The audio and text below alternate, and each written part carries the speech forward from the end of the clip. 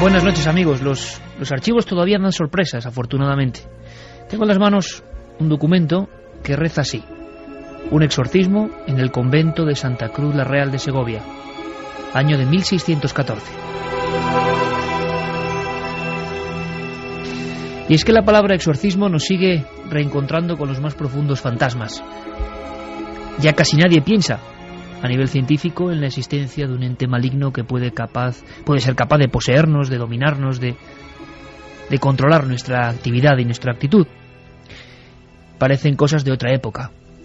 Y es cierto que en España, que en nuestro país, hubo auténticas psicosis sociales donde los exorcistas actuaban. ¿Qué puede tener de nuevo este caso de interesante? Primero, la autoridad de las personas que han exhumado estos viejos legajos para encontrarse con la sorpresa. Los exorcismos ocurrían con nombres y apellidos, y tantas cosas que a veces hemos contado que parecen dignas de película, resulta que ocurrían en la realidad. Como siempre, el cine ha sido el lugar y el medio idóneo para que el mundo entero contemplase la crudeza del supuesto ritual del exorcismo. Sigue habiendo debate entre si se exageraban algunos procesos o no. El último impacto poderoso ocurrió hace unos años. Una película llamada El exorcismo de Emily Rose, donde se describían con potencia, con fuerza, historias al parecer basadas en hechos completamente reales. Tan reales como que dieron con la muerte de la chica que vais a escuchar, Annalise Michel. Se acabó convirtiendo, nadie sabe todavía si por enfermedad, obsesión y por lo menos para un sacerdote por posesión, en un auténtico cadáver humano. Ojeras profundísimas, los dientes casi retraídos de las propias encías, huesuda, insultando a cualquier símbolo religioso. Y sería un caso más de los que duermen el sueño de los justos, por ejemplo en los archivos, de no ser porque la polémica de su propia muerte en julio de 1976 llegó no solo hasta el cine, sino hasta los juzgados. En Bonn hubo un proceso único en la historia. Se iba a condenar a ese sacerdote que la condujo por el camino del exorcismo. Dicen, y lo contaba por ejemplo La Vanguardia en España con su corresponsal de Alemania, que el impacto fue nacional cuando, en mitad del juicio, como un acontecimiento sobrecogedor de ultratumba, surgía un magnetófono de cinta abierta, un viejo Nagra, y se podía escuchar lo que vais a escuchar ahora. Porque quizá es el último eco de lo que podían ser los exorcismos. No nos vale con contar una historia, sino con escuchar lo que podían ser esas historias. Porque si una cosa nos intriga es que los exorcizados, sean histéricos, sean alucinados o tengan algo de verdad extraño que no entendemos, se comportan casi siempre del mismo modo, con el mismo odio. Y su voz ni siquiera la supera el cine ni los efectos especiales. Su voz, sea lo más profundo de la mente humana dañada, quien nos grita, o sea un ente, según la Iglesia, ajeno, transmite un horror difícil de describir con palabras. Son varios fragmentos, porque vais a ver que se corta incluso la cinta, del exorcismo que costó la vida a Emily Rose en el cine y a Annalise Michel en Alemania en la realidad. Los ecos, como digo, las voces que retumban todavía en la conciencia de muchos de un exorcismo mortal. Por lo tanto, escuchándolos, nos podemos hacer una idea quizá de este caso que ahora desenvolvamos para todos vosotros. Esta es la grabación que se puso en el juicio de Bonn. Desde el otro lado. Manda un SMS al 7640. Escribe la palabra milenio, espacio y lo que nos quieras contar. Comentaristas de Milenio 3. Siempre al otro lado.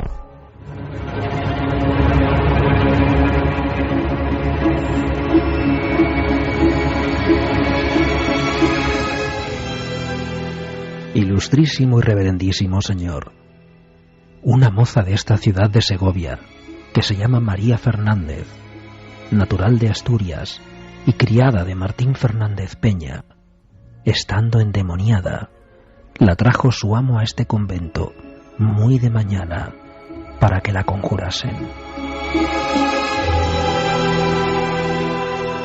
y el padre Fray Juan González, vicario del dicho convento, la llevó a la capilla y al altar de Nuestra Señora de la Guía, y poniéndose él una estola, intentó ver si estaba endemoniada, y dando claras señales de estarlo, la comenzó a conjurar, respondiéndole a las cosas que le preguntaba y haciendo lo que le mandaba en latín.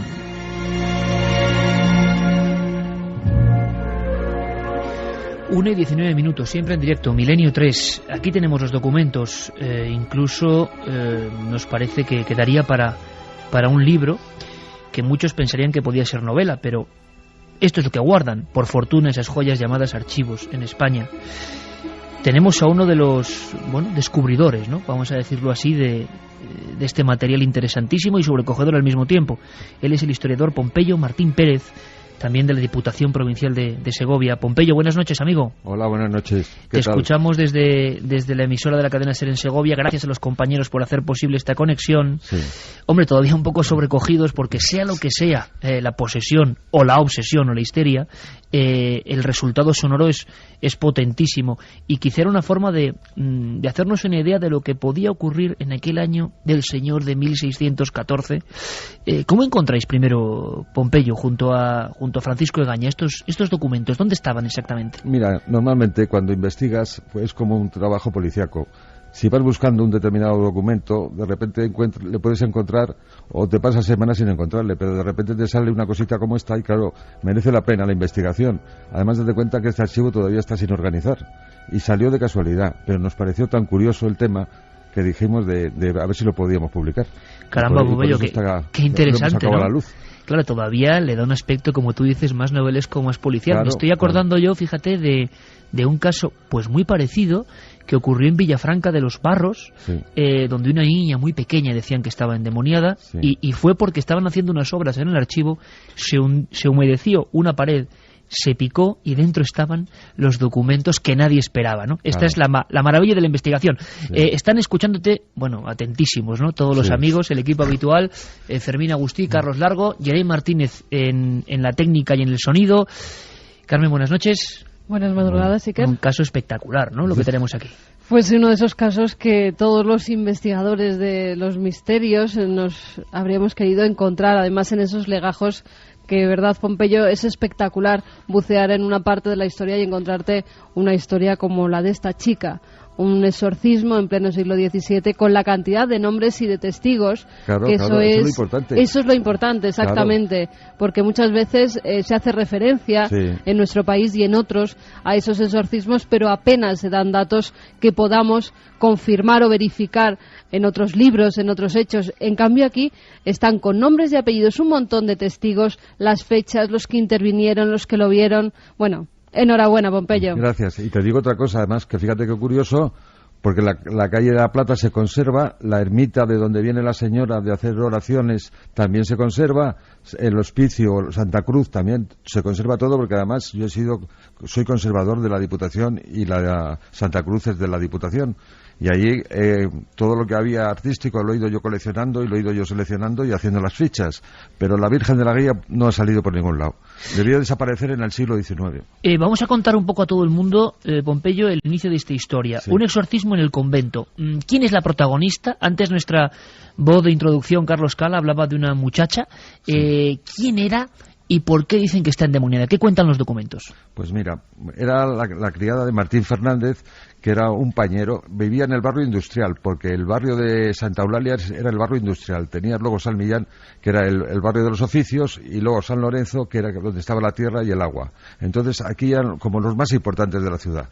Entonces parece ser que la mujer de este señor venía de la ermita del Cristo. El Cristo está a las afueras de Segovia, que según la leyenda se cuenta que ahí predicó San Vicente Ferrer y se le hicieron la ermita. Venía de hacer una promesa.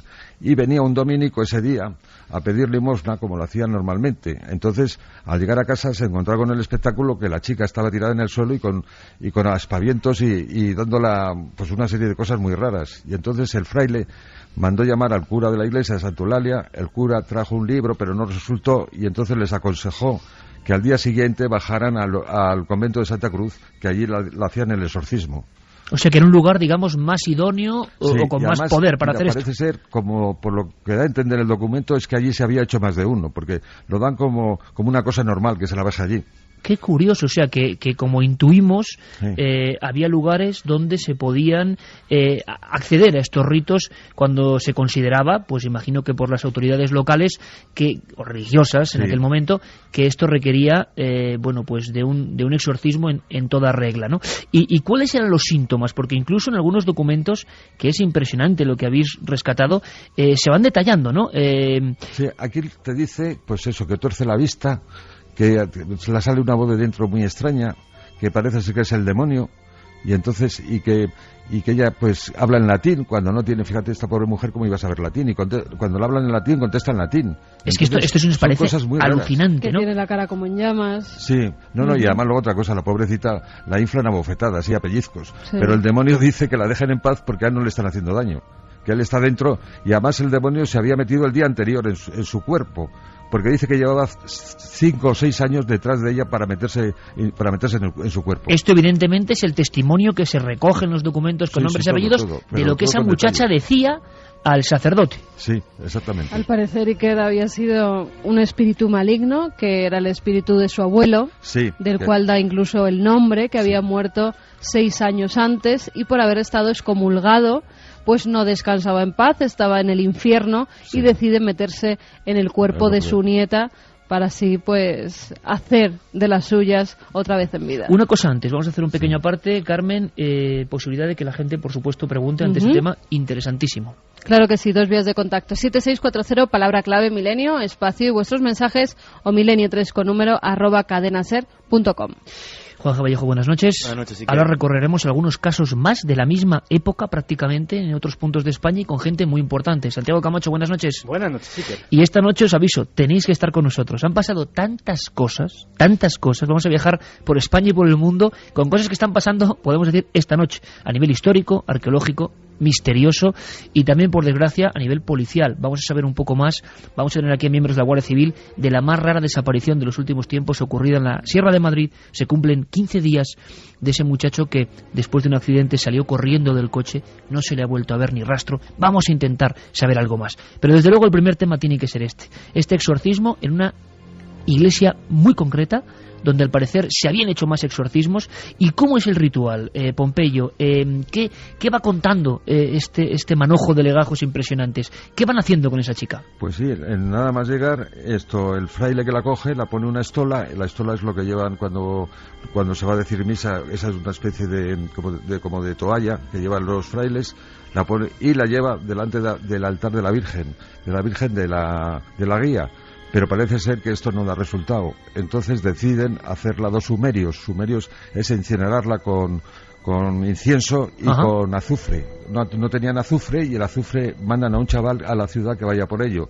Pero según les dice ella, porque ella ella lo sabía, que el azufre ya venía en camino, que lo traía una chica. Se vio una especie de Pompeyo, esta escena es increíble, de don de clarividencia, o por lo menos lo que esa chica hacía como que sabía lo que estaba por venir, año 1614. Exactamente, pues eso es lo que extrañaba. Y luego la lleva delante del altar de la Virgen, pero aún él no responde. Y entonces uno de los frailes le aconseja que por qué no ponerla el manto de la Virgen, que tiene fama de la Virgen de haber hecho muchísimos milagros. Entonces, al final, es que están desde las 9 de la mañana hasta la 1 de la tarde haciendo el exorcismo. 4 horas. Sí, la llevan el manto y entonces se cae para atrás y ya la sale el demonio. Y entonces es el acto milagroso. Además, bueno, durante el rito, en la lengua, en los oídos, la ponen aceite, porque la Virgen tenía un aceite sagrado, la van poniendo aceite, le van sacando la lengua y le dan aceite, en las orejas también, en los ojos también. Y da la impresión, por lo tanto, consiguen sacarle al demonio del cuerpo. Da la impresión de que había una perfecta estratificación, si se quiere decir así, del rito, ¿no? Es decir, no era como estar actuando a ciegas, sino seguramente porque habían tenido más de un caso y más de 2 parecidos. Hay un primer detalle, Carmen, tú que hiciste el libro Misterios de la Iglesia y la Iglesia y sus demonios, que nos llama muchísimo la atención y que sí que de verdad nos pone, siempre hablamos de lo mismo, ¿no? La frontera, y cada uno, como siempre, que piense lo que quiera. Claro. Para algunos serán histerias de un nivel potentísimo, violentísimo, como ya describía Charcot, aquellas mujeres que se retorcían, que ponían los ojos en blanco. Para otros hay un fenómeno sobrenatural, nosotros somos observadores. Pero Carmen, hay una cosa que a mí me llama la atención, pero poderosísimamente. Primero, la maravillosa búsqueda de estos dos especialistas. Segundo, la cantidad de nombres y apellidos que vienen aquí.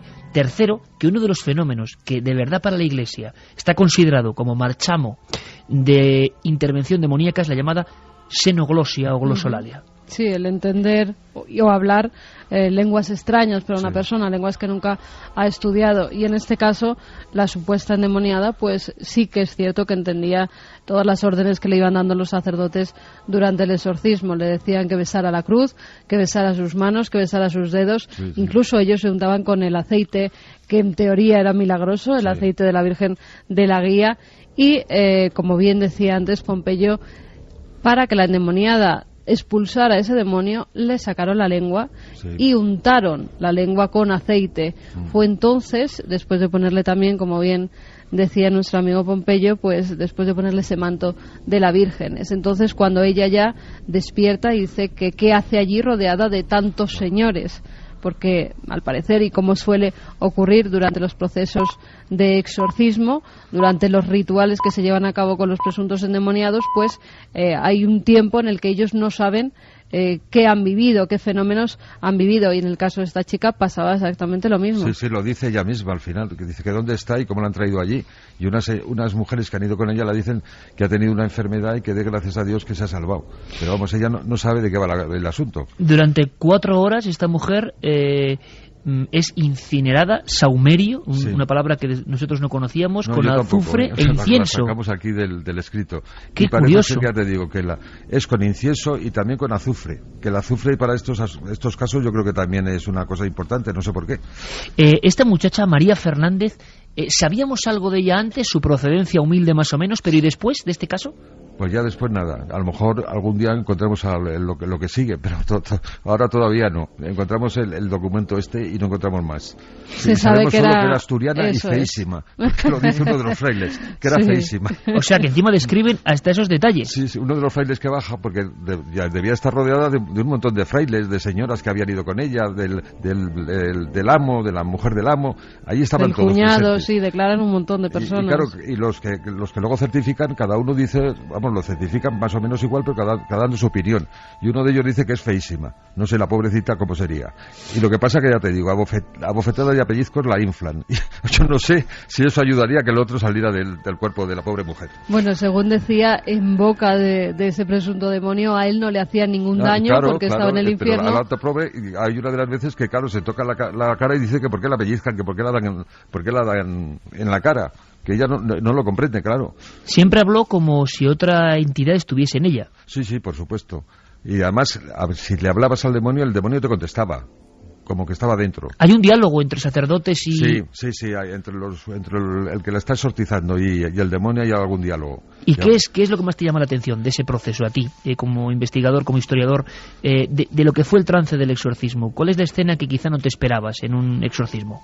No, yo como he visto también El Exorcista, pues esto me ha quedado un poco más pequeño porque es mucho más reducido, pero yo creo que cuando se desmaya, o cuando el demonio empieza a gruñir dentro del cuerpo, que dice que hace unos gruñidos muy extraños, y que el demonio hable así de esa manera tan clara, pues chico, es una cosa muy, muy extraña. Qué curioso, porque es lo mismo que en los 4 siglos siguientes se va a ir describiendo como este tipo de fenómenos, y que ya en un escrito, porque una cosa son las habladurías o los rumores, pero que en un escrito de 1714, y con la cantidad de personas con nombres y apellidos importantes de la época que aparecen, ¿no? No, y además hay certificados todos, eso es señal de que todos estaban convencidos de que era verdad.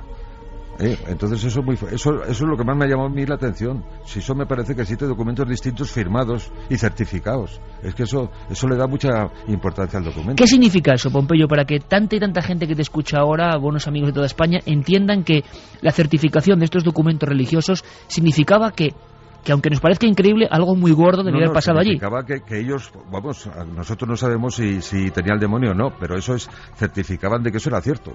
Eso era cierto a todos los niveles, incluso el obispo y el notario y los frailes, todos firman de que es verdad. Es curioso porque nos hemos encontrado algún caso parecido.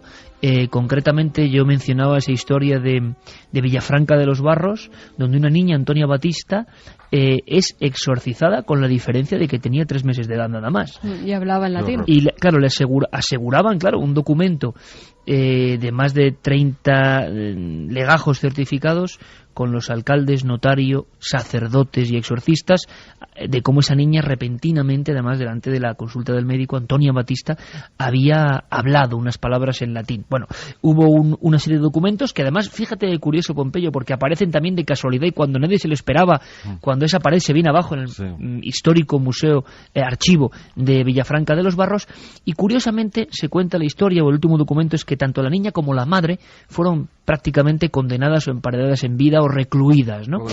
Y no sabemos si con esta mujer habrá pasado algo parecido. Más cosas que te llaman la atención, Carmen. Pues mira, hay cosas que sí que es cierto que se producen en muchos exorcismos. Por ejemplo, esa adopción de formas animalescas que los endemoniados adoptan cuando están en esa situación. Incluso hace uno de los testigos referencia a que la risa era tal que parecía un animal, parecía un gallo en algunas ocasiones. Eso es algo característico de los supuestos endemoniados. Y los ojos también, que los tuerce, y el cuello. Eso es, el poner los ojos en blanco. También. El hacer de forma espasmódica movimientos cuando se cae, por ejemplo, en su casa antes de que la lleven a exorcizar, el día antes, en la casa del amo donde trabajaba, el señor que se dedicaba a los paños, dice que él la recoge porque cae hacia atrás como desmayada y empiezan a darla convulsiones.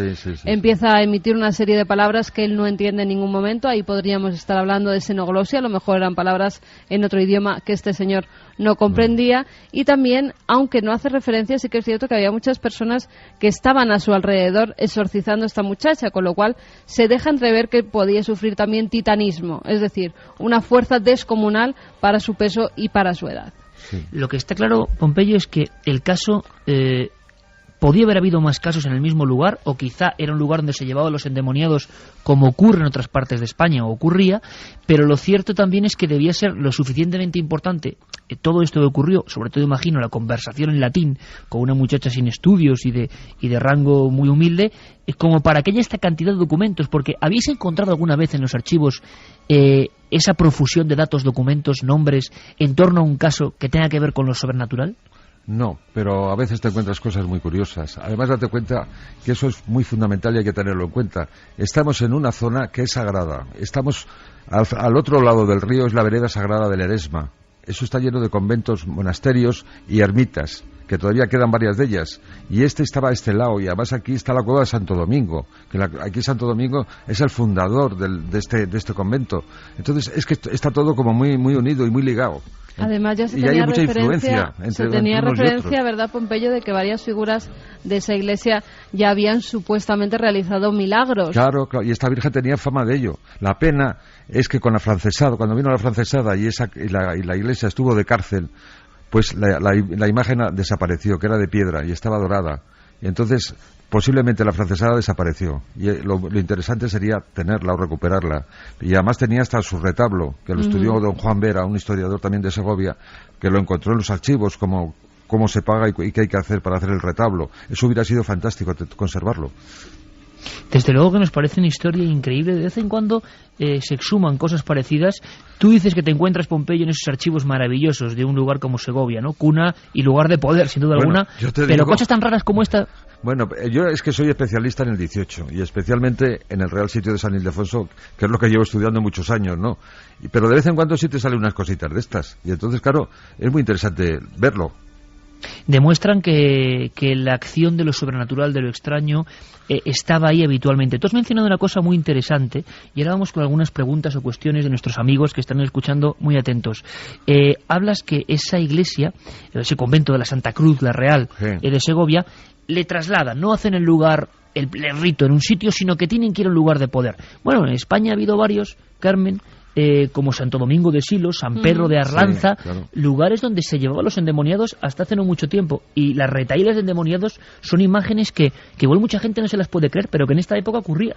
Silos era... Y además hay yo como deciros, cosas positivas. Todos esos conventos, por ejemplo, el monasterio de San Vicente, fíjate qué curioso, que es el primer sitio de Segovia que se licúa la nieve. Luego viene los huertos, estaban los huertos enfrente de Santa Cruz. Luego venía San Blas, Santiago, la Veracruz, los Carmelitas, la Virgen de la Fuencirla. Fijaros todo eso, que son influencias positivas para toda esa zona. Eso desde luego, y que era una zona de poder religioso total. Muchísimo, sin embargo, y además cosas que han desaparecido, porque que no quedan restos ya, pero sabemos por documentación que estaban ahí. Y el Eresma, yo estoy convencido que en su momento ha sido un río sagrado. Porque el monasterio de San Vicente se habla que fue el templo, ahí estuvo clavado el templo de Hércules, que hay que hacer excavaciones y a lo mejor algún día nos encontramos con la sorpresa, sería muy bonito. Sí, porque se habla mucho de esos yacimientos en torno a esa zona y no es el primer historiador que lo dice. Sin embargo, sí que hay otros lugares, no en este caso, pero de reclusión de endemoniados. Y comentábamos, Carmen, lo de Silos, por ejemplo, que todo el mundo tiene la imagen del maravilloso convento de Silos, pero que había otras cosas, ¿verdad, Carmen? Sí, Silos era un lugar que en los siglos XVII, XVIII, realmente, pues al ir camino de Santiago, al hacer el camino de Santiago, muchos de los endemoniados paraban en Silos y allí eran recluidos en algunas ocasiones, los casos más extremos, porque decían que era un lugar donde realmente esos casos extremos de endemoniados llegaban a curarse en algunas ocasiones. También en San Pedro de Arlanza, que ahora creo que ha sido reconstruido, pues se llevaba a algunos de esos endemoniados. En Madrid teníamos también en el siglo XVII, fíjate, San Pedro el Viejo, en el convento de San Pedro el Viejo, había un exorcista italiano que se llamaba Gennaro Andreini, que se dedicó a realizar exorcismos, pero todas las semanas, incluso decían las crónicas que llegaban desde las Castillas para que le sacaran los demonios del cuerpo. Hasta tal fama llegó este sacerdote, que debido a todos los casos que tenía, al final decidieron enviarle de nuevo para Italia, porque aquí ya se creía que en vez de sacar los demonios, pues estaba haciendo otras cosas por las cuales cobraba. Vamos a hacer una cosa, que sería una histeria general también, porque ya sabes que esto luego es pegajoso, todas estas cosas. Pero desde luego que hubo un tiempo de pánico y de miedo a estos fenómenos, pero en casi toda España. Daros cuenta que la Inquisición estaba ahí todavía y estaba machacando. Y entonces, claro, la pobre gente mezclaba todo un poco. Entonces, ¿interviene la Inquisición en este documento, Pompeyo? ¿Hay algo que tenga que ver con la Inquisición? No, en este no, pero en Santa Cruz, por ejemplo, estuvo Torquemada. Torquemada era el inquisidor general en la época de los Reyes Católicos. Y después de él, supongo, vendrían una serie de dominicos, porque los dominicos se dedicaban a predicar contra la herejía. Entonces, seguro que ahí habría alguno ya preparado para todas estas cosas. Vamos a hacer una cosa, vamos a viajar ahora, Juanje, a la provincia de Jaén, concretamente a un pueblo maravilloso, muy bonito, de estructura blanquecina, subido en una especie de montaña que es Iznatoraf, donde ocurrieron también cosas curiosas. Pero Carmen, ¿qué dice la gente? 7640, ¿qué opina más o menos de lo que hemos escuchado? Pues mira, nos apunta la posibilidad de que a lo mejor tenía epilepsia esa niña. Yo también lo he pensado, pero vamos, chica, pero estas cosas, podía ser epilepsia, pero yo no me acabo de convencer, ¿eh? Hombre, lo de hablar en latín es curioso, ¿no? Lo de hablar en latín, por mucho que tenga epilepsia uno. Y luego esas vueltas de cuello y los ojos, pero un epiléptico, lo que creo que es la lengua y la espuma por la boca, pero eso yo no creo, ¿eh?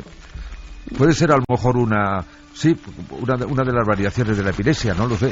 Bueno, había casos extremos que estudiaba, por ejemplo, Charcot, el médico francés, en los que había posiciones que adoptaban los histéricos en grados muy, muy extremos, que eran muy parecidas a las de los endemoniados en algunas ocasiones. Que eso no quiere decir que esta chica tuviera epilepsia o sufría algún tipo de histeria. Pero por eso la Iglesia consideraba que lo de charlar a alguien que no lo sepa, claro, en latín, fluido, con los eclesiásticos, esa era como la barrera entre la posible histeria y para ellos la intervención demoníaca. Eso, ¿no? La clarividencia, el cómo sabía, como bien decía antes Pompeyo, cómo traían esas hierbas y ese azufre, para decírselo a ella. Estaba viendo en ese momento lo que estaba ocurriendo, cómo habían mandado al chico, cómo llegaba, cómo una mujer le daba ese azufre. Por cierto, Pompeyo, me adelanto a una pregunta más de nuestros amigos para ver, muchas veces los exorcizados, en su obsesión, su conocimiento o desconocimiento, mencionan nombres de demonios.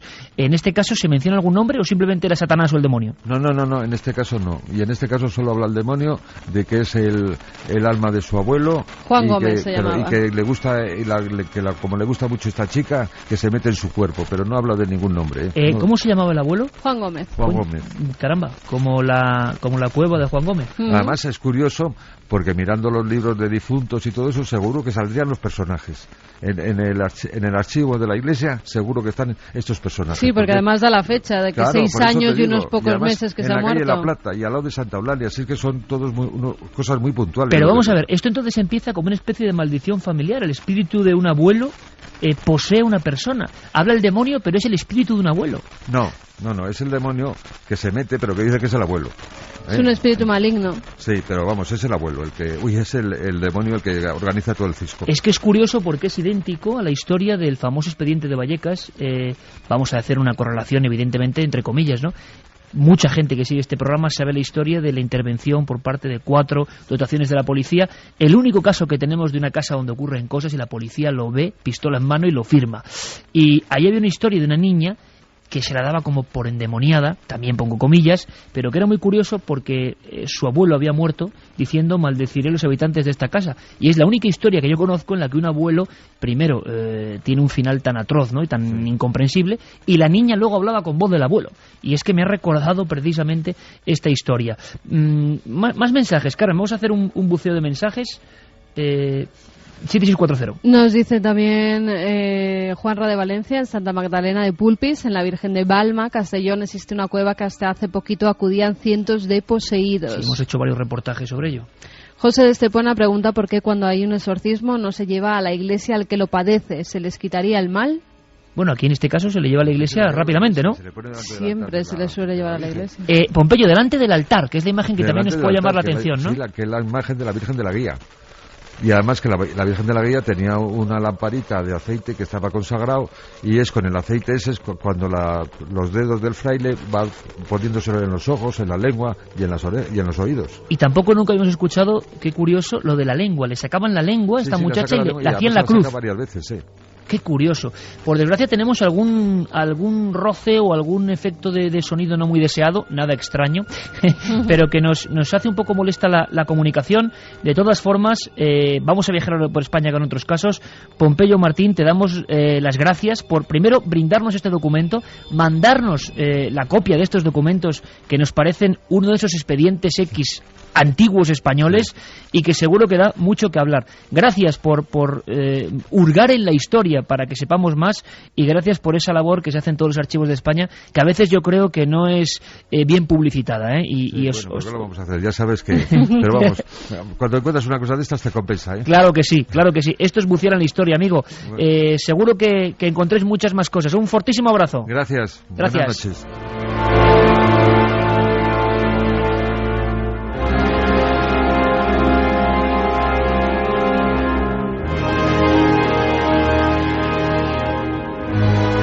46 minutos y, hombre, nuestra obligación siempre es, ¿está pasando algo? Pues contarlo en tiempo real. Está ocurriendo, se acaba de expurgar esto en Segovia. Nombres, apellidos, datos, pues un nuevo caso para la historia de los supuestos endemoniados. Pero es que hay mucho más. Hablábamos de Inatoraf, Juanje, otro de esos casos que por los protagonistas que tuvieron, y más o menos hablando de la época, causaron sensación y son muy poco conocidos. Sí, aunque el caso de Inatoraf es, digamos, al contrario que el caso que comentaba nuestro compañero Pompeyo y de los que hablaba Carmen. El caso de Inatoraf es conocido por el personaje que exorciza, no por el exorcizado. O sea, realmente la historia es que Juan de Yepes, o sea, San Juan de la Cruz, ni más ni menos que San Juan de la Cruz, en uno de sus retiros espirituales que hacían las sierras de Cazorla, de Segura, en Jaén, pues es avisado de que hay un hombre en este pueblo de Inatoraf que es poseído por el demonio. Y es curioso cómo, digamos, los textos que hay de la época lo que hablan es la premura con la que sale el demonio de aquella persona una vez que llega al santo, ¿no? Aquel viejo fraile con un bastón atravesando las montañas. Es curioso porque la frase que dice exactamente el endemoniado es: ya tenemos otro fraile que en tierra nos persiga. Habla en primera persona del plural, el poseído habla como de nosotros, como que son varios los demonios que tiene dentro. Somos legión, ¿no? Como somos legión, que es lo que aparece en la Biblia, efectivamente. Lo curioso que me parece del caso es que San Juan de la Cruz, toda la doctrina que él tiene a nivel teológico,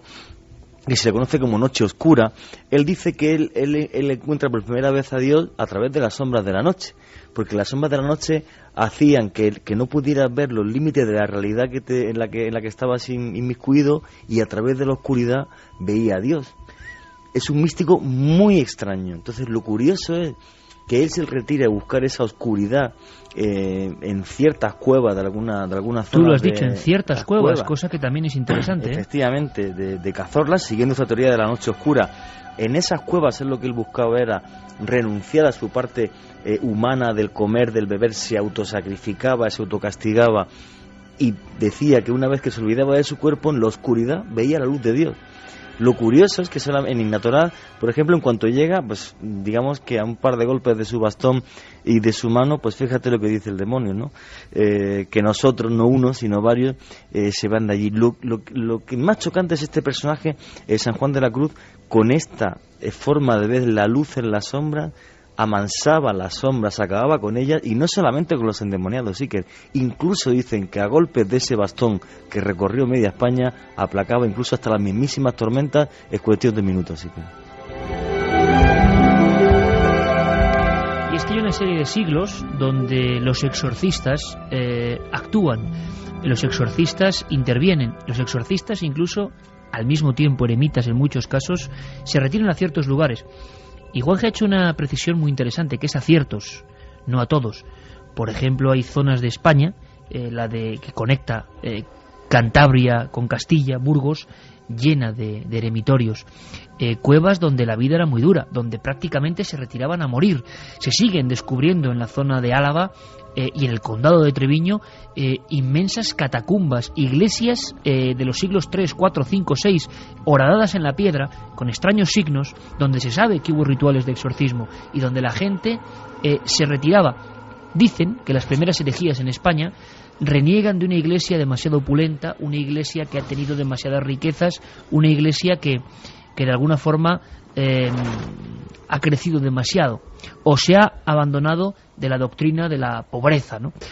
Y entonces estos eremitas se retiran de todo, no están en la misa, no están en el altar, sino que llevan su doctrina a esas madrigueras de la tierra para conectar con la naturaleza. Y allí nacen herejías que luego serán muy peligrosas.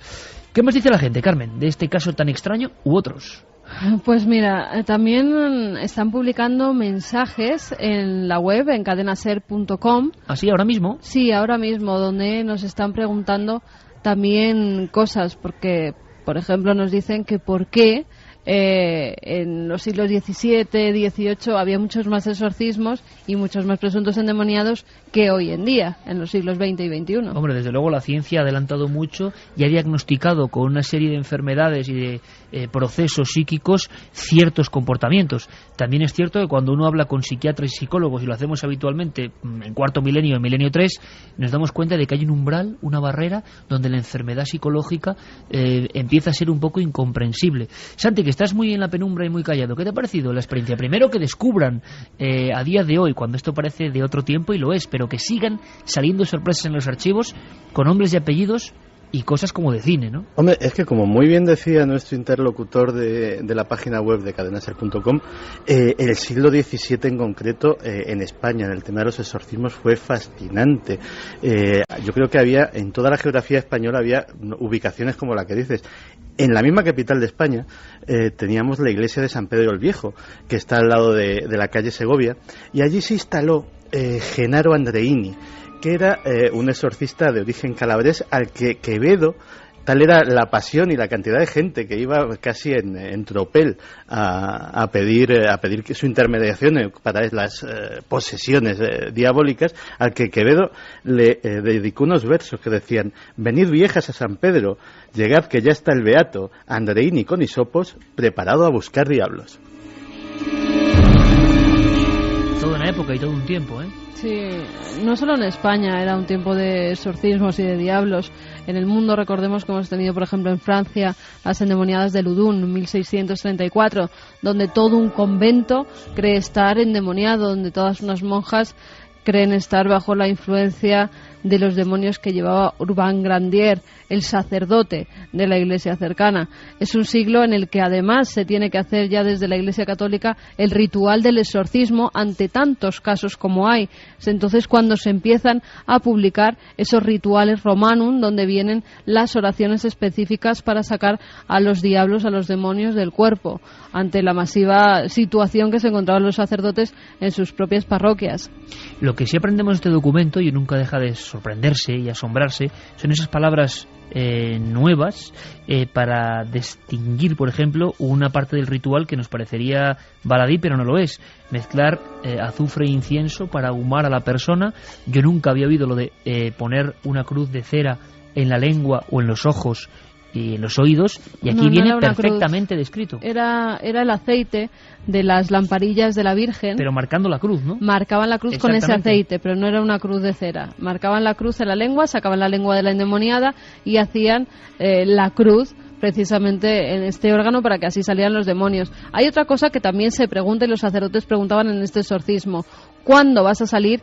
Y la muestra que nos vas a dar a la hora de salir, porque siempre, recordemos que por ejemplo el caso en el que se basa la historia del exorcista, la película del exorcista, dan una señal y es que la habitación se va a iluminar y el demonio va a salir del cuerpo de ese niño, de Robert Mangey, ¿verdad? En este caso le dicen al demonio que de qué forma va a salir, que dé una muestra, que apague una lamparilla, que encienda una luz. Dice que no lo va a hacer en ningún momento y que la única forma que podría hacerlo es romper las puertas del propio templo. Y le dicen que mejor que no lo haga porque las haría 1000 pedazos. Entonces no llega a dar ninguna muestra, pero sí que es cierto que cuando dice que va a salir del cuerpo, la chica vuelve a ella misma, dice que qué hace allí y no sabe lo que ha pasado. Mucha gente nos está preguntando por los sonidos que hemos puesto, que no son ninguna ficción, ninguna recreación. Yo no sé si mucha gente les ha dado mucho miedo. Sí, los tiene preparados de nuevo porque hay especialistas, dicen esto es histeria colectiva, esto es una voz parecida a la que ocurre en ciertos estados de la epilepsia, es una persona que simplemente odia con toda su alma la cruz de Jesucristo, la Iglesia. Pero la gran pregunta es, y era un poco el nexo, ¿no?, en esta noche en la que vamos a viajar por muchos sitios, ¿cómo algo que nos trae el cine, esa muchacha que se contorsionaba, convertía su cuerpo en una auténtica L, torcía el cuello y hablaba con voz que parecía inhumana, cómo esta Annalise Michel, de la que vais a volver a escuchar la voz en Bonn, el cura pone las grabaciones como muestra de que era incomprensible, y hubo un debate jamás cerrado entre los que defendían la histeria profunda y la presencia sobrenatural. Pero la gran pregunta es cómo 400 años antes, en estos legajos que están aquí, ¿qué son estos? En estos legajos sacados de la historia nos cuentan lo mismo, gruñidos, una voz que no parece ni de mujer, una voz que con odio parece extrapolarse, ser dueña de ese cuerpo y amenazar a los que están ahí. ¿Por qué ese fenómeno no ha variado un ápice? Escuchamos de nuevo la voz de Annalise Michel para que vosotros podáis opinar. ¿Simple locura o algo más? Bueno, creo que con esta muestra ya es suficiente. Annalise Michel, cuando fue enterrada en esa fosa por su familia, creo que pesaba 29 kilos, ¿no? Sí, era un muerto viviente. Y hay que recordar que además, no es que fuera enterrada, es que además después, a los 11 años, fue exhumada. Su cuerpo fue exhumado para ver si estaba incorrupto. Y hoy en día todavía la tumba de Annalise Michel es visitada por miles de creyentes, miles de fieles que creen que verdaderamente estuvo endemoniada esta muchacha, que bueno, se convirtió en un animal. Ya dejó de ser persona porque se comía los gusanos que había por la casa. Se ponía en posiciones de animal, que es algo que viene desde lo más remoto de la antigüedad. Llegó a romperse las rodillas. De tantas flexiones como realizaba, 600 al día, llegó a romperse los huesos de las rodillas. comía arañas, comía gusanos, bebía su propia orina, se automutilaba. Llegó a convertirse Iker pues en eso, que ya no era una persona, era un animal. No sabemos si verdaderamente porque había algo sobrenatural que actuaba sobre ella o porque tenía una serie de enfermedades, una serie de locuras que la llevaron a este hecho. La película, efectuada hace apenas unos 5 años, mostraba alguna escena impresionante. Estaba con un compañero en la habitación estudiando, se apagaba la luz y cuando la encendía la chica estaba en mitad del suelo, totalmente desvencijada, los huesos descolocados. Este caso, repetimos, es real, sigue siendo polémico, y ahora que hay muchos servicios, incluso digitales, donde uno puede acceder a hemerotecas, es impresionante, por ejemplo, descubrir los 20-25 artículos que publicaban ABC, La Vanguardia, El País, sobre el seguimiento del juicio en Bonn por Anneliese Michel y lo que supuso. Que fueron condenados, los padres y los sacerdotes. Fueron condenados por la muerte de Anneliese Michel. Bueno, la verdad es que nos ha parecido apasionante. Francisco Egaña y Pompeyo Martín, historiadores de la Universidad de Valladolid y de la Diputación Provincial de Segovia, se encontraban con esta sorpresa. Decenas de hojas describiendo, por ejemplo, cómo esa muchacha hablaba en latín con los sacerdotes. Archivo dominicano, 2008, último volumen, 1614. Vamos a viajar a Canarias, porque han aparecido unas cosas curiosas que están enfrentando investigadores y arqueólogos. Vamos a saber algo más con la Guardia Civil de esa extrañísima desaparición en la sierra. Vamos a hablar de algo que está pasando en México y que, curiosamente, también, por lo menos a mí, me da un poco de escalofríos. Y vamos a saber muchas más cosas en esta larga e interesante noche. Volvemos ahora mismo, después de las noticias. José Luis Cardero, aparte de un sabio, catedrático de antropología y mil cosas más, es un buen amigo. Acaba de llegar a estas horas intempestivas de la noche y además me dice que viene destrozado, no físicamente, precisamente. José Luis, buenas noches.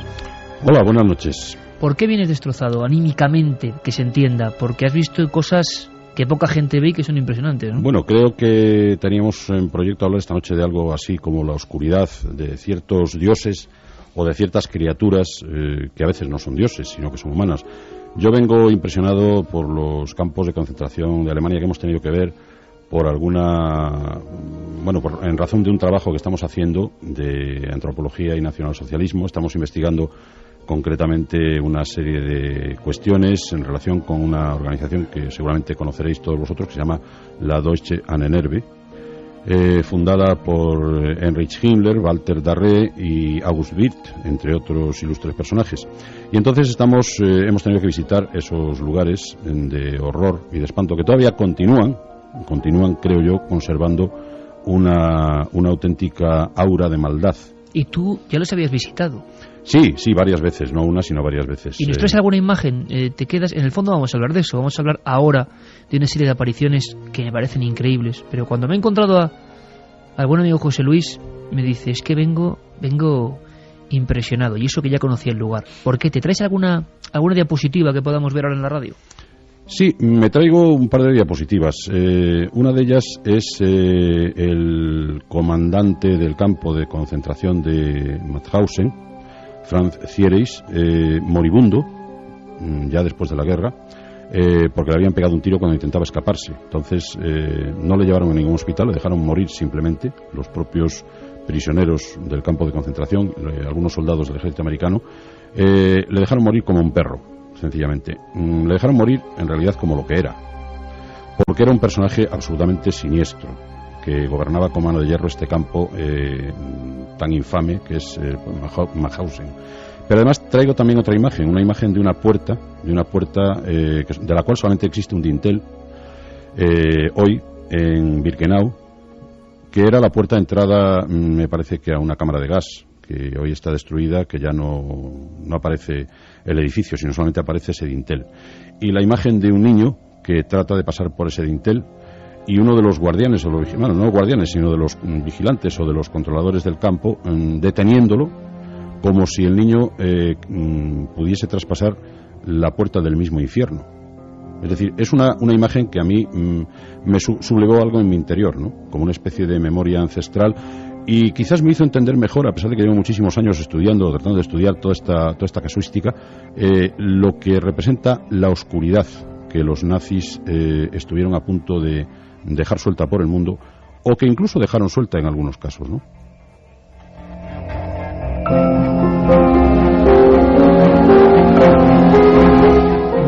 torna la carne de gallina, José Luis, la oscuridad suelta por el mundo, esa locura de la que hemos hablado muchas veces, que cuando el investigador, el experto, el antropólogo se encuentra con ella otra vez ante ese dintel de la puerta, algo se remueve, y tú lo has dicho, algo ancestral, ¿no? Las luces y las sombras, y de alguna forma este programa de esta noche es un poco sombrío. De cuando en cuando, y José Luis sabe mucho de eso, se hace una campana de irrealidad, que es término del gran Santi Camacho, y ciertas personas en ciertos lugares, sin que sepamos bien por qué, y lo más probable es que nunca sepamos bien por qué, ven unas cosas que luego no se vuelven a ver, y que para algunos desde el principio del tiempo son los rescoldos de estos seres que yo no sé qué son, que no sé qué representan, pero que me he encontrado en las mismas cuevas prehistóricas. Desde el principio del arte, ahí están, una especie de demonios que no son el demonio típico, pero que de repente parece que intervienen en nuestro mundo. ¿Es posible que en el 2009 tengamos todavía noticias de este tipo?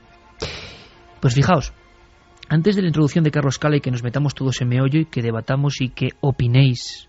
Además hay una novedad importante, Carmen, y es que Jorge Haley, nuestro querido amigo director de cadenaser.com, ha puesto una nueva plataforma para complementar al SMS, y hay un montón de preguntas en la cadenaser.com. Sí, ya teníamos nuestro 7640, ya lo sabéis, palabra clave milenio, espacio vuestros mensajes, milenio3 con número @cadenaser.com, y ahora, para los que quieran, www.cadenaser.com, y ahí pueden dejar las frases de los oyentes, publicar el mensaje que quieran, y así los demás oyentes pueden ver lo que preguntan. Gracias cadenaser.com, gracias Jorge Haley, porque tú lo haces posible, gracias por todo tu apoyo, por convertir este programa en lo que es a nivel de internet. No hay más que decir, podéis seguirnos a través de ahí.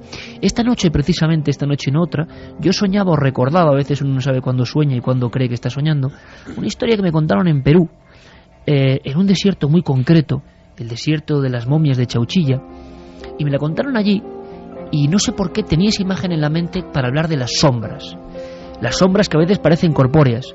Es la historia de un viajante que tiene que pasar cerca de esa carretera del desierto, que como esta noche aprenderemos, hay zonas muy delimitadas que ya son marcadas por los abuelos de los abuelos, donde no se debe andar.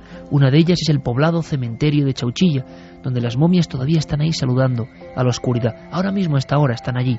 Ya estarán capeando las sombras del desierto del Perú. Había fama de luces y sombras precisamente en ese lugar.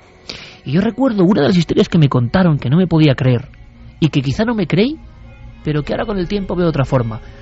Un coche que se detiene en el peor momento. ¿Te imaginas ser funcionario de carreteras del Perú, que vayas ya con la mente, sugestión, lo que queráis, y que se te pare, que se te reviente el radiador justo delante de la zona de las Huacas o próximo a la carretera de asfalto, que se desmembra luego en carreteras de tierra que van hasta las momias? Y quizá en visiones o quizá en realidad, uno de estos testigos le entró tal miedo que empezó a caminar. No podía estar dentro del coche a oscuras, esperando que se agotase ya la batería, detenido ahí, sabiendo que estaba en ese lugar de sombras. Según me contaban, sale corriendo. Juanje lo sabe bien, en ese desierto es muy fácil perderse, perder la orientación, y entonces cuando quiere darse cuenta, y es de madrugada, ha girado sobre sí mismo, y está, pero sin coche, sin la protección física de un coche, en mitad de las huacas, de los agujeros de las momias. Y lo que él describe, quién sabe si por el miedo, o quién sabe si por otra cosa, es que en mitad de las momias hay alguien. Allí donde no hay nadie, 27 kilómetros desierto adentro, hay alguien. ¿Y sabéis cómo me lo describía? Un simple hombre agachado, embozado en una capa negra. Y aquello, acurrucado esperando, aquello me dejó helado. Aquel susto, para él una visión, le obligó a correr y a correr y a correr, hasta llegar ni más ni menos que a Nazca, desde Chauchilla. Y nunca podrá olvidar aquello. Era un hombre, era una sombra, era una imaginación. Pero ¿por qué esa representación? Una especie de capa holgada, casi como si fuera un ave que se acurruca con sus propias alas. Bueno, pues en el 2009 algo muy parecido se ha visto en otro lugar de la Tierra y queremos conocerlo. Viajamos allí.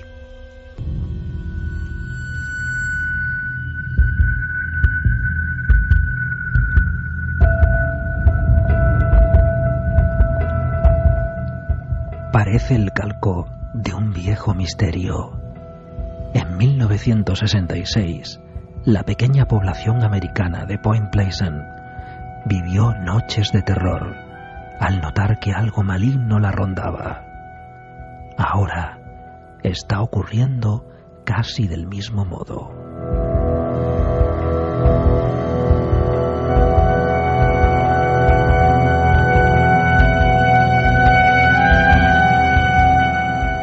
En México ha saltado la alarma general.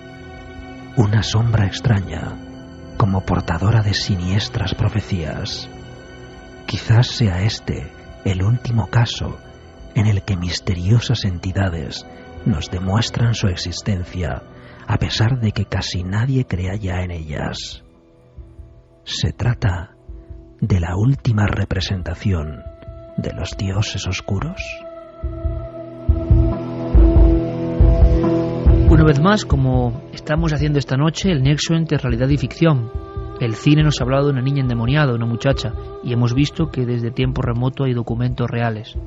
En este caso, el cine, dejando entrever las investigaciones de un periodista, John Keel, hablaba de esa oleada del miedo, de la profecía, de lo siniestro, en un pequeño lugar en Point Pleasant, en Virginia. El celuloide lo llevó con Richard Gere a la pantalla, y con escenas que, a pesar de su brevedad, como vais a escuchar, demuestran cómo cambia la vida de alguien que estaba a punto de morir en la sala de un hospital, pero que entre sus últimos recuerdos en la carretera había observado algo. Sí. Tranquila.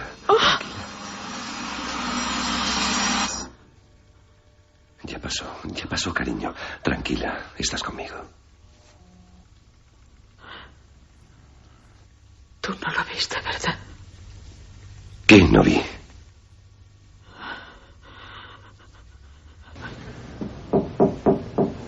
Sí. Ella lo sabía. ¿Cómo dice? Estuvo dibujando ángeles.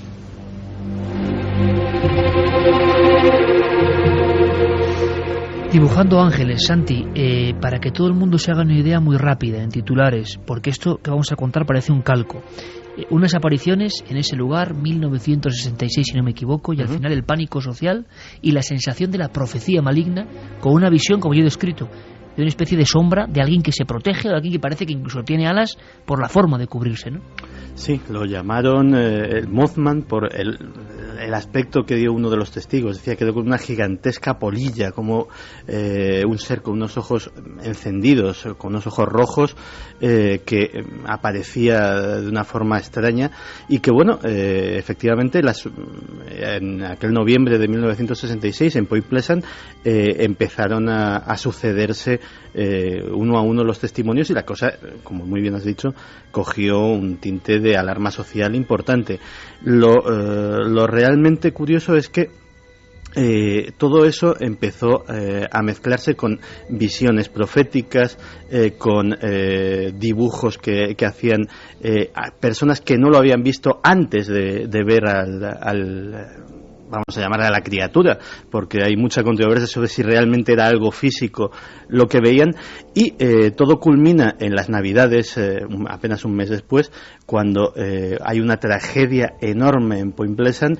Hay un puente que es muy transitado en la localidad, hay un atasco, lógico, porque la gente venía de hacer sus compras, y en un momento dado ese puente se hunde absolutamente repleto de coches. Decenas de personas caen a la agua helada, hay un gran número de víctimas, y algunas de las personas que habían sido visitadas por esta criatura, o que la habían visto, y que a raíz de eso habían empezado a tener visiones de paquetes de regalos flotando en el agua del río. Curiosamente, los policías, los bomberos que rescataron a las víctimas comentaban a la prensa que si algo les había sobrecogido era estar sacando cadáveres del río y ver los paquetes de los regalos, de los juguetes que iba a traer Santa Claus flotando entre las aguas. Eso ocurrió hace ahora 40 años. Inicia policía la búsqueda del humanoide. Periódicos de México, una especie de aldea, Miñaca, en la zona de Guerrero. La policía, con el comandante Socorro Rodríguez Heríbez y Jesús Armenta, piden tranquilidad a la ciudadanía. Varios camioneros aseguran en mitad de la noche haber visto a una figura que la descripción es idéntica a lo que hemos dicho. No existe este ser, dicen precisamente los policías y militares que han rastreado la zona buscando evidencias físicas, huellas. Se habla de una matanza de varias cabezas de ganado en los días previos. Miñaca, un poblado mísero de la zona de Guerrero, donde mucha gente, por ejemplo, amas de casa, camioneros, mecánicos, un profesor, aseguran que se han encontrado con una figura que todos ellos han dibujado. Es exactamente la historia del Mothman, solo que está ocurriendo desde finales de marzo y este mes de abril. Es muy curioso porque uno de los primeros casos que salen en la prensa, el lugar donde ocurre, es que fijaos también, claro, el puente de Miñaca se llama el puente sin nombre, que yo creo que es algo absolutamente de Edgar Allan Poe. Él piensa, oye un chillido, este muchacho vuelve de la universidad, está dirigiéndose hacia su aldea, desde otra ciudad, a las 23:50 horas, asegura que cree que ve a la muerte, a la Santa Muerte. Una cosa que se venera en México, ¿no? Llama a su madre desde el móvil cuando lo está viendo y su madre certifica ante la policía que solo gritaba me voy a morir, porque pensaba que era una profecía de su propia muerte.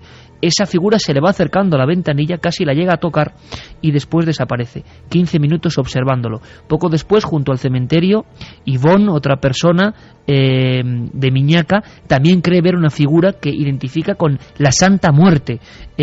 Después cree que escucha un sonido como chillidos de ratones y aquello se volatiliza. José Luis Cardero, ¿esto qué es? ¿Hay dioses oscuros de los que tú has escrito, de los que tú sabes, dioses malignos, entidades, no sé cómo llamarlo, que tienen esta representación? O sea, ¿esto se inventa o esto viene de mucho más atrás de lo que pensamos? Más allá de los años 60, mucho más allá. Sin duda viene de muy lejos. Yo me estaba acordando ahora, según tú me estabas leyendo, me estaba acordando de un conjunto mitológico muy amplio con el que se encontraron los descubridores españoles cuando llegaron a las tierras americanas. Me estoy acordando de una diosa terrible, así denominada, diosa terrible, Tlantepucilama, la vieja de los dientes de cobre. Era una diosa caníbal. Tlantepucilama. Entonces, me estoy acordando de Camazot, del famoso murciélago degollador, que aparece también en algunas leyendas del Popol Vuh. Y aparece en las líneas de Nazca, incluso dibujado como un feto que vuela y que va llevando cabezas. Es algo terrorífico. Es algo en lo que se une primero la oscuridad de unas figuras que no sabemos muy bien si pertenecen al área de lo sagrado. Yo creo que una de mis teorías, una de las que estoy trabajando desde hace mucho tiempo, es que lo sagrado no es más que una forma de lo luminoso. El ser humano o los seres humanos se han encontrado en una determinada época, o en varias épocas a lo largo de la historia, con unas fuerzas terribles que no eran del todo humanas y que, como dicen los Dogon, se lo decían algún antropólogo francés, decía, cuando vienen los dioses nosotros escapamos, porque son dioses vampiros.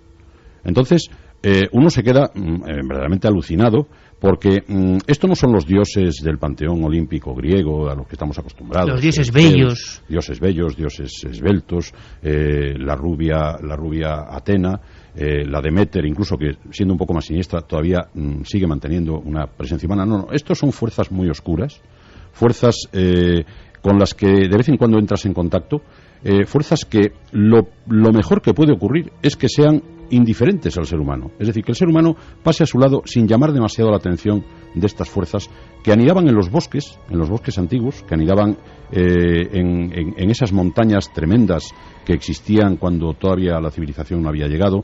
Yo me acuerdo de una famosa escena de una película que se llama El Guerrero número 13, cuando aparece la famosa serpiente de fuego.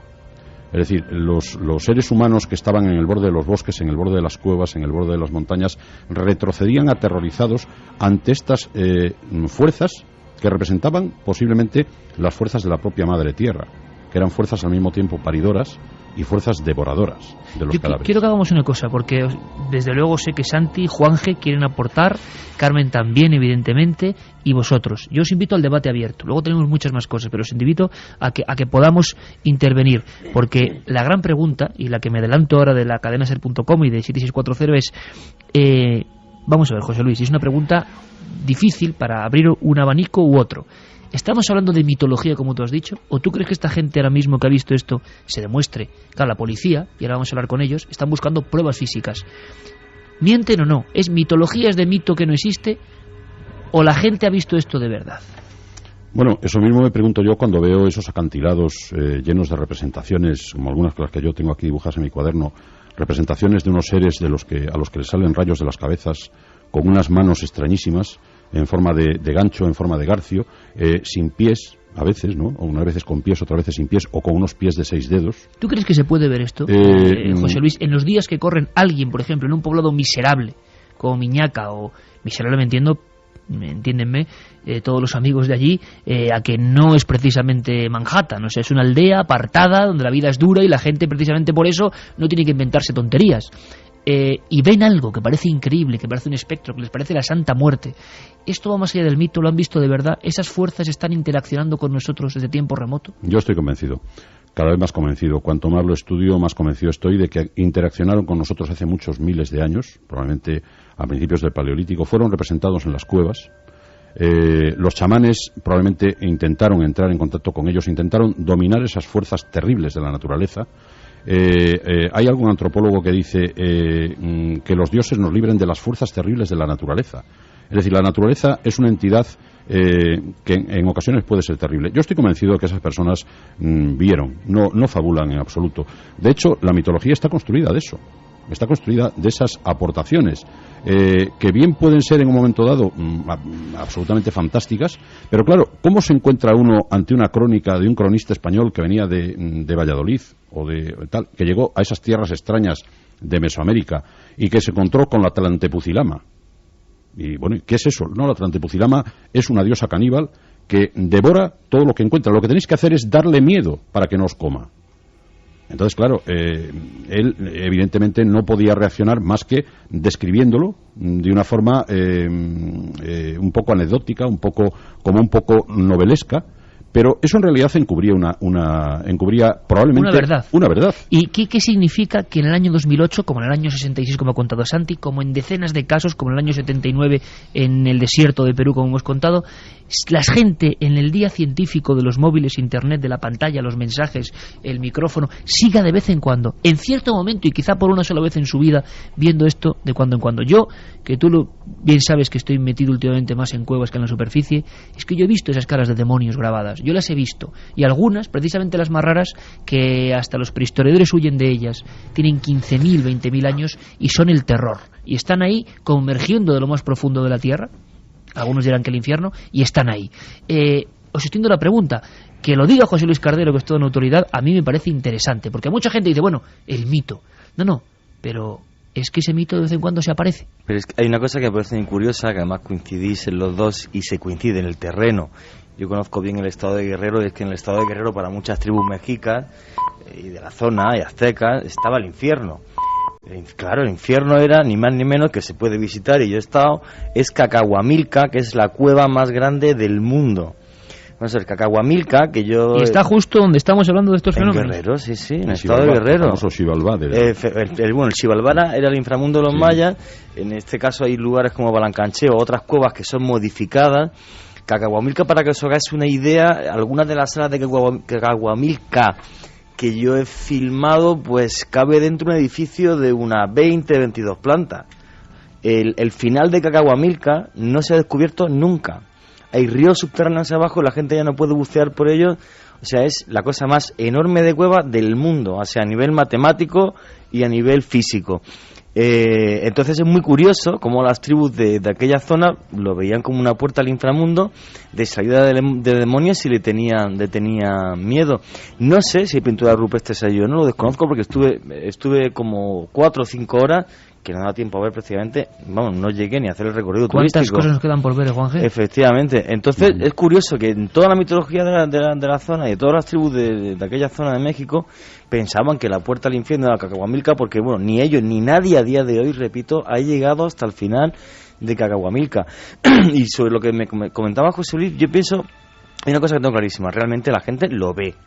O sea, han visto ese tipo de cosas. La policía, por mucho que intente buscar evidencia física, no va a encontrar absolutamente ninguna. Un rastro, a ver si podemos conectar un rastro de sangre, entonces, una pisada. Aquí la historia, y esto, como decía John Keel, decía, son físicos, pero no dejan huellas. Efectivamente. Entonces, ¿es eso? ¿Son realmente ese tipo de dioses o es realmente una parte de nuestra conciencia ancestral que por lo que sea se manifiesta en esos lugares? Pero que esos lugares daban miedo y siguen dando miedo, como Cacahuamilca, por ejemplo, desde hace miles de años, hace 500 años, y a día de hoy me parece muy curioso. No, sí lo ven y llevan mucho tiempo viéndolo. Una de las cosas más bonitas que me ha pasado como investigador es una de esas veces que estás buscando una cosa y te encuentras con otra completamente diferente. Y fue como me encontré con la primera aparición de algo muy parecido al Mothman mucho antes de John Keel, en 1922. Cuando en los 70 la Fuerza Aérea Estadounidense hace el proyecto Libro Azul para investigar los ovnis, recopila por todos los Estados Unidos, FBI, policías estatales, etcétera, etcétera, todo lo que tuviera remota relación con lo que era el fenómeno ovni. Y entre esos informes, que luego se desclasificaron, y que son unos legajos inmensos, una de las curiosidades que había era la historia de William S. Lamb, que el día 22 de febrero de 1922 estaba de caza por un bosque de Nebraska. 1922. O sea, mucho antes de la aparición oficial del primer supuesto platillo blanco. Efectivamente. Pues iba de caza como tenía por costumbre, era un hombre de campo y le gustaba cazar.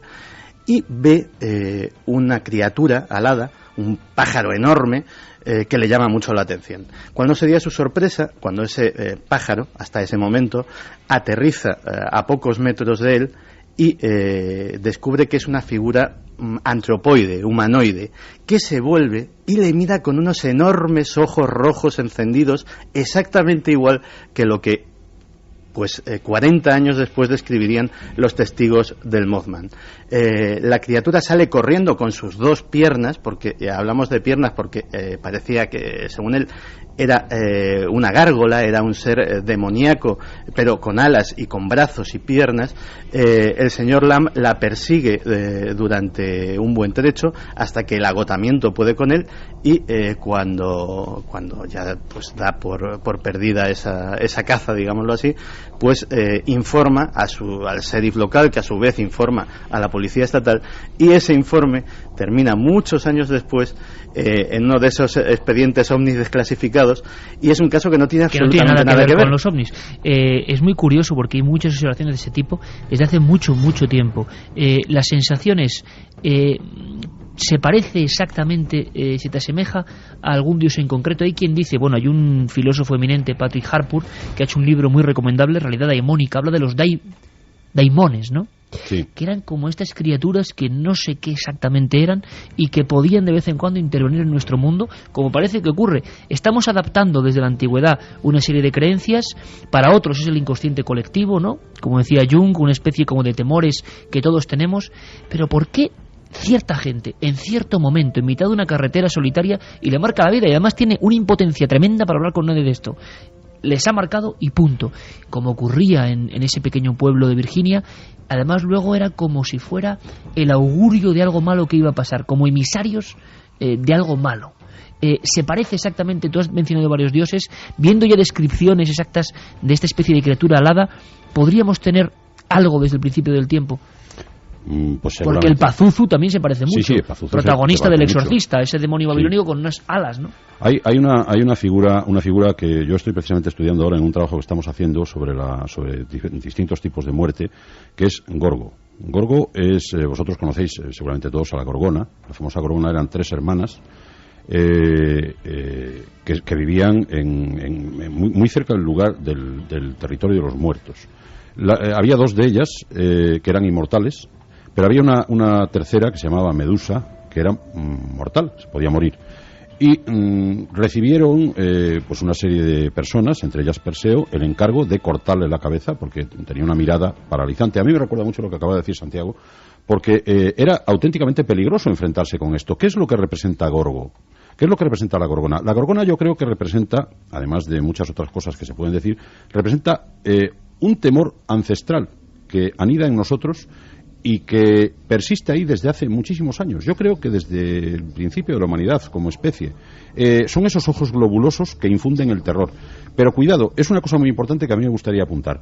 No infunden la muerte, infunden algo todavía peor que la muerte, que es la parálisis y el paso a una realidad distinta. Que esto es precisamente lo que temen los Dogon. Los Dogon salen corriendo diciendo, no, pero bueno, a mí ya no me importa que me chupe la sangre el dios. Al fin y al cabo, los aztecas, los mayas ofrecían su sangre en sacrificios, ¿no? A ellos no les importaba perder unas gotas de sangre o incluso hasta... Para quien no lo sepa, José, los Dogon es el pueblo del actual Mali que cree unos dioses... Que son vampíricos, vamos. Dioses de tipo vampírico, ¿no? Dioses que se aprovechan de los seres humanos para arrancarles su esencia. La sangre no es más que una metáfora. Ellos en realidad lo que se apoderan es de la esencia vital del individuo. Bueno, pues esta gorgona es lo mismo. Cuando Perseo consigue cortarle la cabeza, y estamos en nuestra propia tradición, la tradición helénica, la tradición griega, cuando consigue cortarle la cabeza, resulta que la tiene que guardar en un zurrón mágico y se apodera de un arma de destrucción masiva.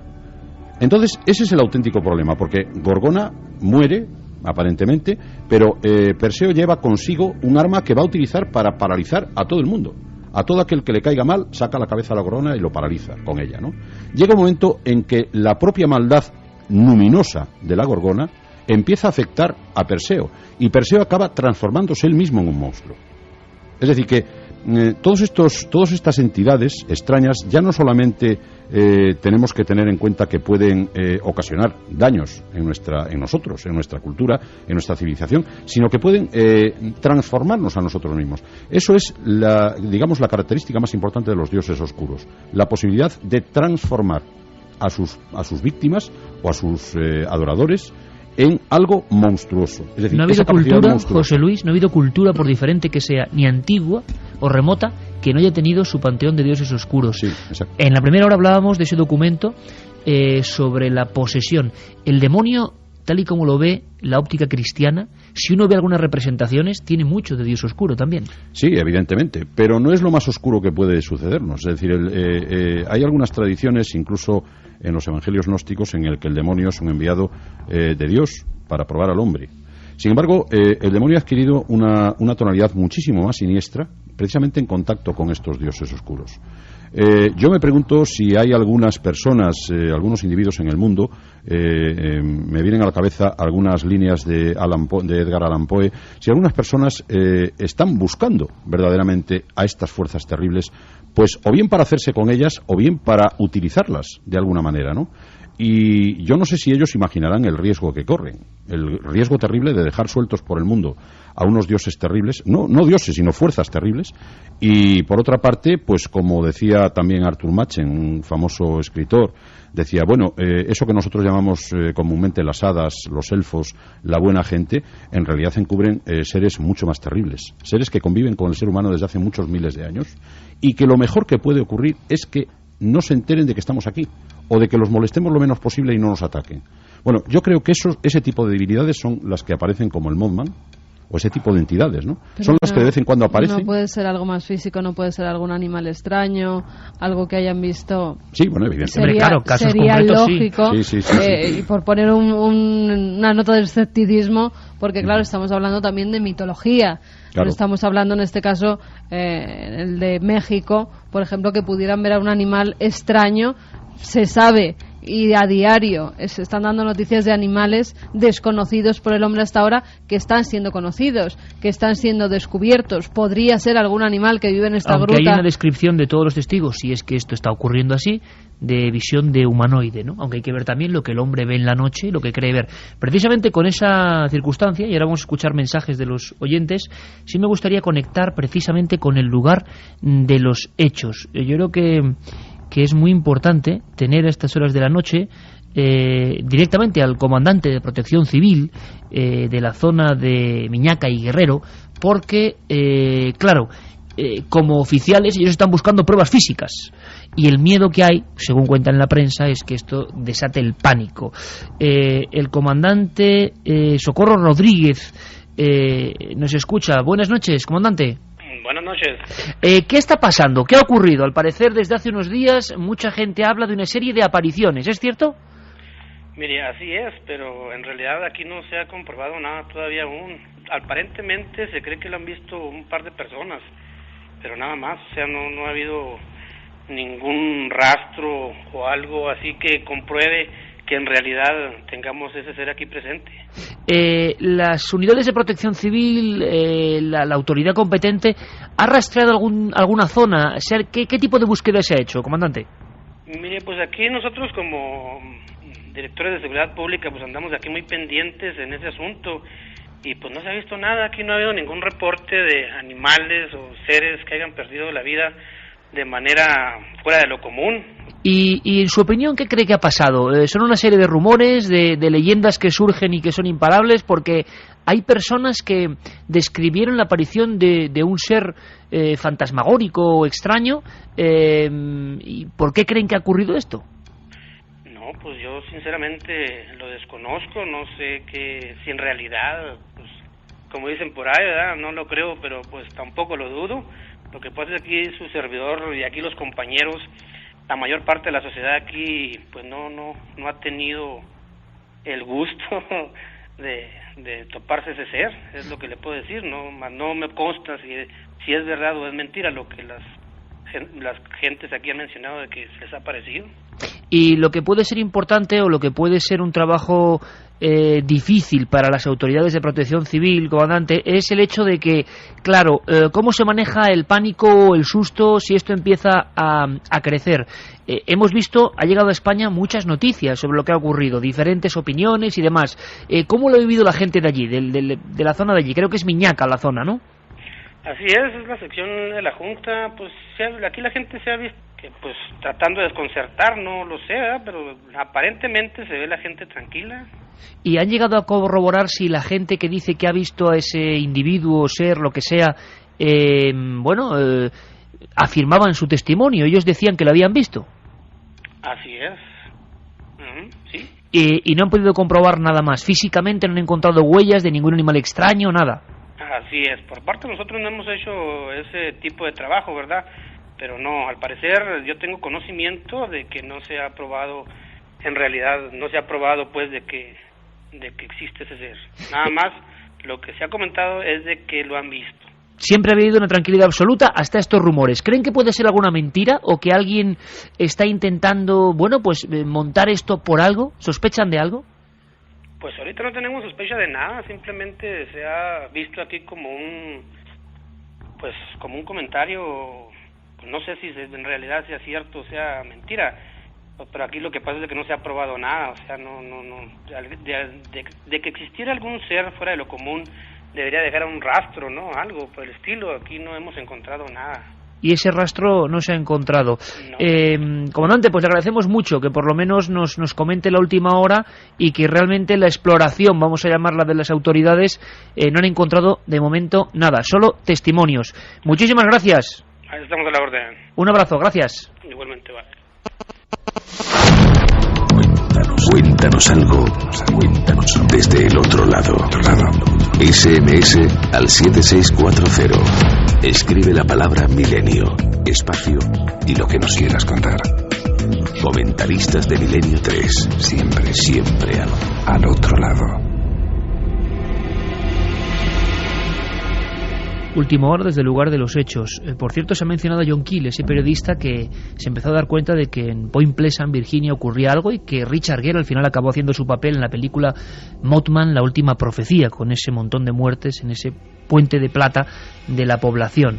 Bueno, pues John Keel no es ningún personaje de ficción.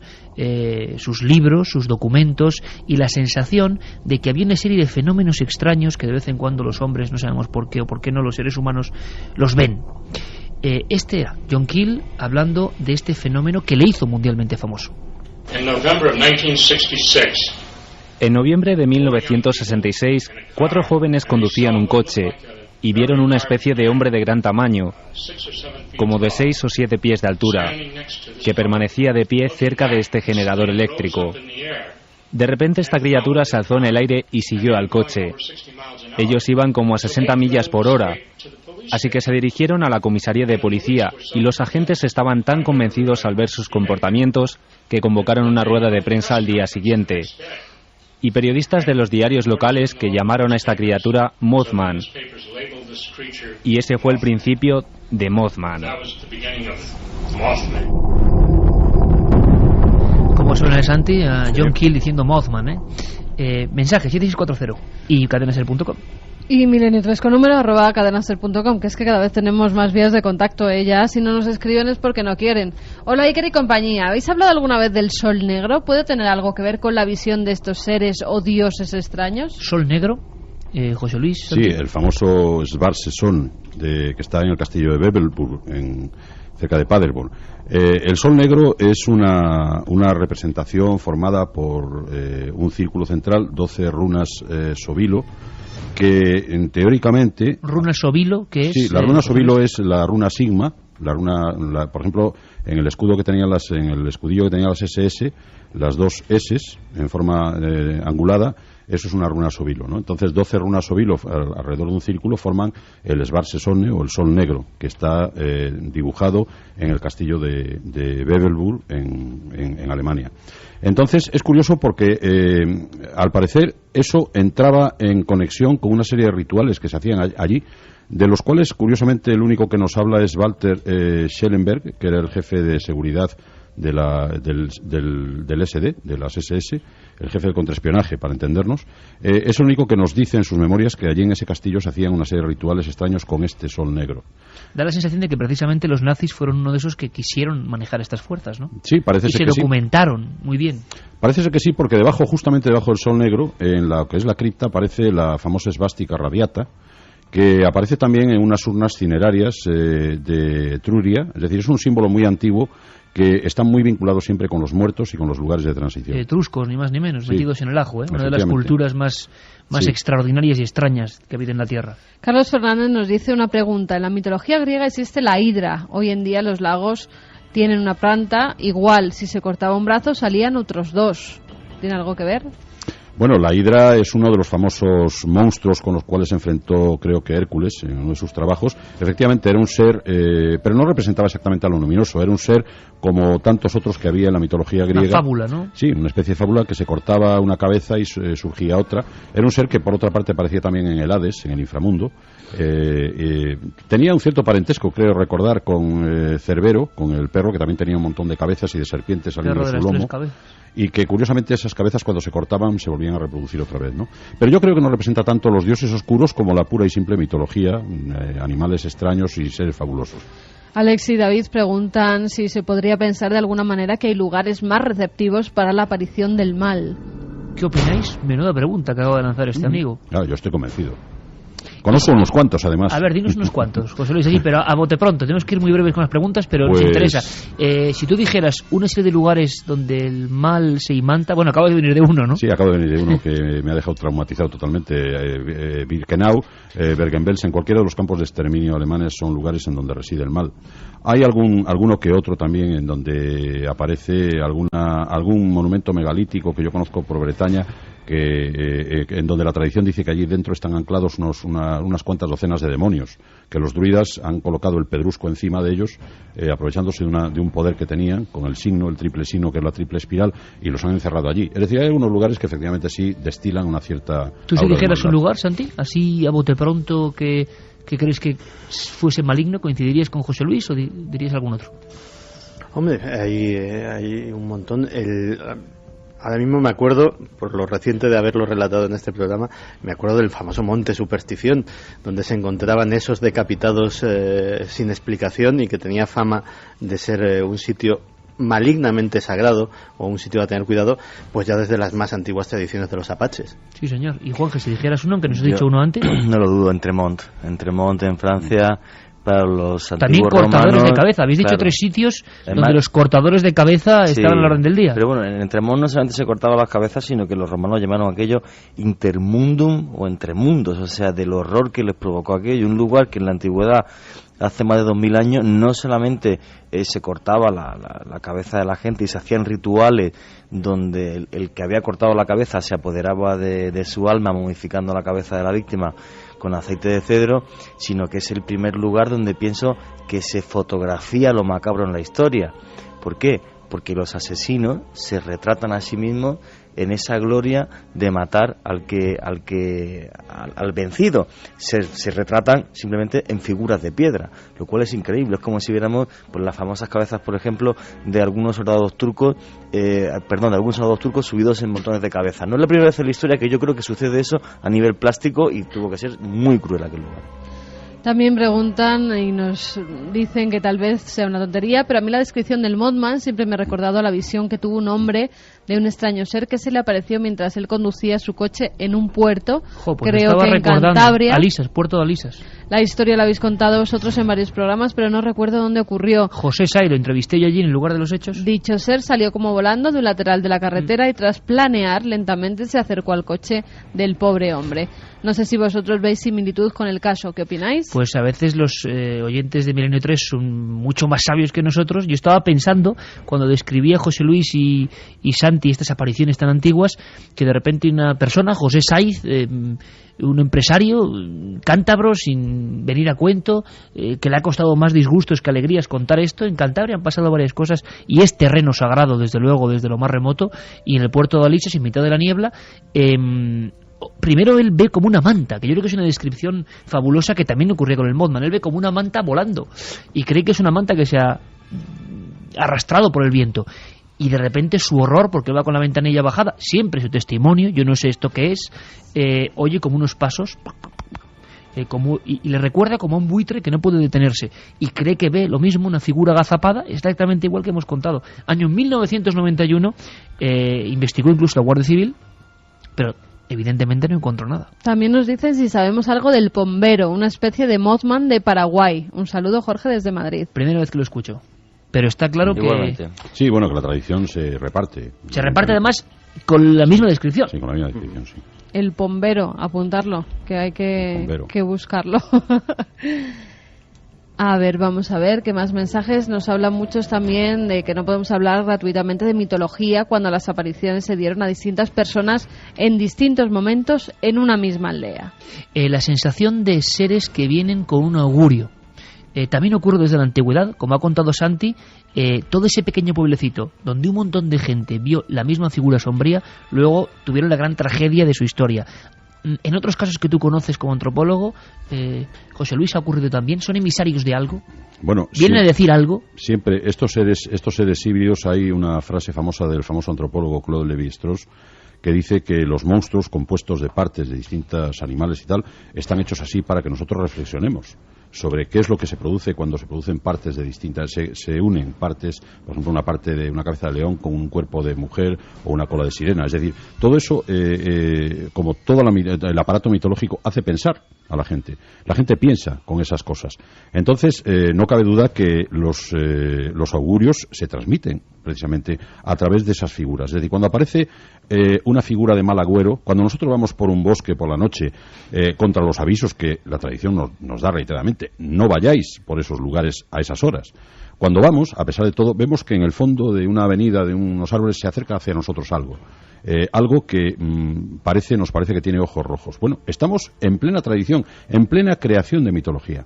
Eso se confecciona con el testimonio de un montón de personas que a lo largo de los siglos, incluso me atrevería a decir que de los milenios, han visto esas cosas. Y casi siempre esas apariciones han traído alguna consecuencia.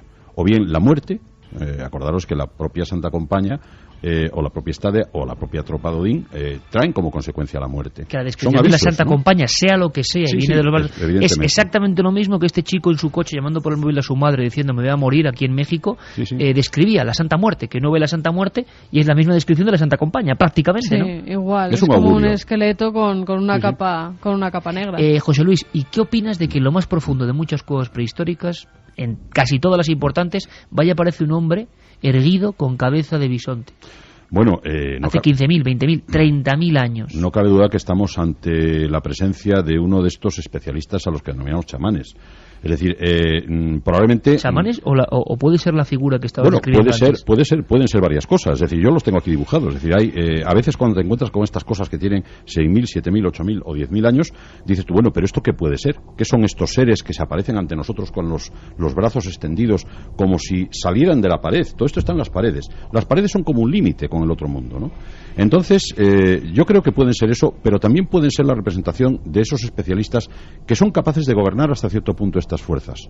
Que estas fuerzas pueden controlarse de alguna manera y ellos son capaces de controlarlas dibujándolas. ¿No os llama la atención que todas estas figuras estén casi siempre en las partes más oscuras de las cuevas? Claro. Bueno, los camarines más profundos. Hay una teoría propuesta por Jean-Claude, que es uno de los mayores especialistas en chamanismo prehistórico, que dice que los chamanes o estas personas que dibujaban estas cosas no necesitaban ver porque llevaban una luz interior. Tenían una pequeña candelilla simplemente pues para situarse un poco en el espacio. Pero cuando ellos manejaban la pared, que era la frontera con el otro mundo, la manejaban con sus manos y con su cerebro. Entonces ellos, a través de los relieves que encontraban allí, encontraban los animales espíritus. Es decir, encontraban todas estas fuerzas que iban a salir hacia nosotros. Claro, no sabemos qué clase de fuerzas invocaban en aquellos años, pero a mí me resulta muy sintomático que todas esas fuerzas aparecen una y otra vez en las leyendas, en las tradiciones, las famosas almas del Perú que quieren arrastrar a las personas hacia el otro mundo. El otro mundo está simbolizado por un círculo de fuego y en el último momento un simple perrillo salva a su amo o a su ama, tirando de él, le salva de esa alma